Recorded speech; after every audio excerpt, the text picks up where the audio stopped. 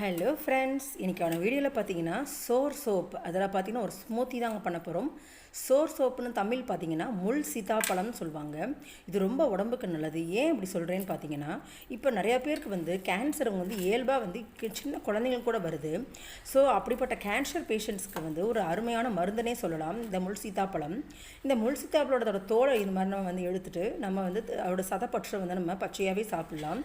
Suppose குழந்தைங்களுக்கு கொடுக்குறதா இருந்தால் நம்ம இது போன்ற தோலெல்லாம் நீக்கி அதோட சதப்பற்று உள்ள கொட்டையெல்லாம் எடுத்துட்டு அதை நம்ம மிக்சி ஜாரில் ஒரு ஸ்மூத்தி பதத்தில் அடித்து கொடுத்தோம்னா கண்டிப்பாக வாழைப்பழத்தோட அந்த டேஸ்ட்டு இந்த பழத்துலேயே இருக்குது. இன்னும் லேசான ஒரு புளிப்புத்தன்மையும் இருக்கிறதுனால குழந்தைங்களுக்கு கொஞ்சம் ஃப்ரிட்ஜில் வச்சு கொடுத்தீங்கன்னா கொஞ்சம் இனிப்பாகவும் கொஞ்சம் சில்லுன்னு இருக்கும். ட்ரை பண்ணி பாருங்கள். இது ரொம்ப உடம்புக்கு நல்லது. கேன்சர் பேஷண்ட்ஸ் உள்ளவங்களுக்குலாம் அவங்களோட கேன்சர் செல்கள் மேலும் வளராமல் இருக்கிறதுக்கு இந்த பழம் உதவுதுங்க. நீங்கள் ட்ரை பண்ணி பாருங்கள். இது அதோட தோலை இப்போ நான் எடுத்துக்கிட்டேன். தோலை எடுத்துகிட்டு அதோட சதப்பற்றை மட்டும் நான் மிக்சியில் ஜாரில் ஆட் பண்ணிக்கிறேன். அதோட கொட்டையை நீங்கள் தூக்கி போட்டுறாதீங்க. கொட்டையை நீங்கள் மண்ணில் புதைச்சி வச்சுட்டிங்கன்னா நல்ல ஒரு மரம் கொடுக்கும். அதுலேருந்து பழத்தை மாதத்துக்கு கிட்டத்தட்ட ஒரு 5-6 பழம் கொடுக்குங்க. நீங்கள் அந்த கொட்டையை தூக்கி போடாமல் இது பிளான்ட்ஸ் சீட்ஸை நீங்கள் ஒரு பிளான்ட்டாக பெருசாக வளர வைக்கலாம். இப்போ சதைப்பட்டம் எடுத்துக்கிட்டு இப்போ மிக்சி ஜாரில் நான் ஆட் பண்ணிக்கிறேன்.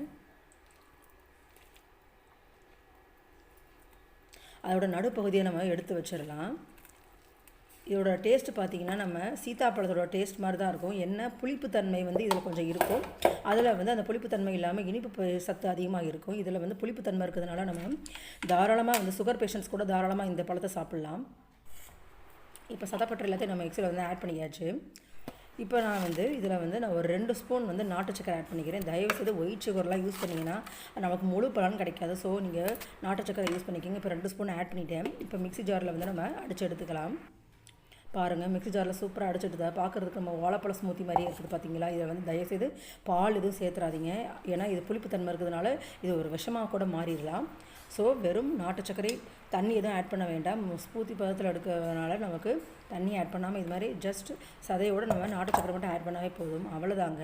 இப்போ சூப்பரான முள்சீத்தா ஸ்மூத்தி ரெடி ஆயிடுச்சு. இது குழந்தைங்களுக்கு கண்டிப்பாக செஞ்சு கொடுங்க.